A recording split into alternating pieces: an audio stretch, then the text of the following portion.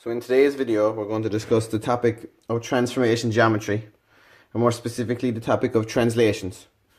So what is a translation? A translation is just simply defined as moving a shape without rotating or resizing the object, just simply moving it.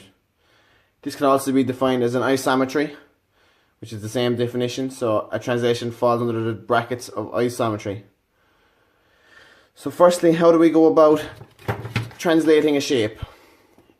First, we must be given a shape. So in this instance, I'm going to create the triangle A, B, C. My points A, B, and C. I'm going to create this triangle.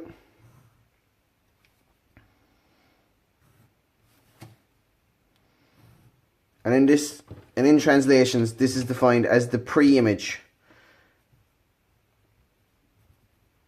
because it is the original shape that we're given. So it's the pre-image, and we're looking at the end, we're looking for the final image.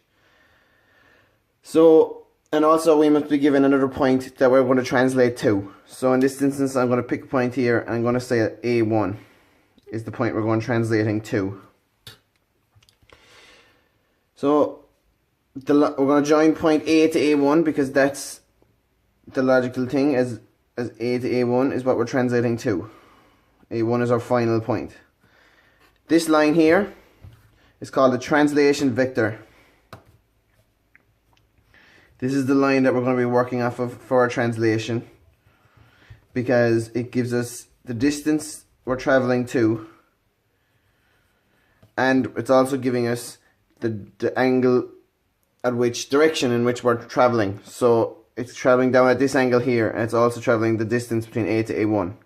So now what we must do is we must get parallel lines. We're going to get my set square.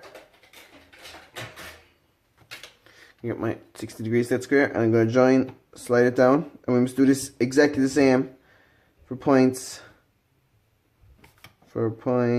B and for point C, which is fairly close in my instance. I should have gone further away. I'm going to get my compass now. I'm going to set it on point A,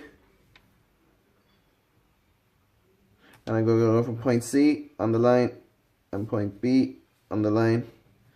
And now these points are called, we'll call them B1 and C1. And now what I'm going to do is I'm going to join it back to A1. I'm going to join it down to B1. I'm going to join it back to C1.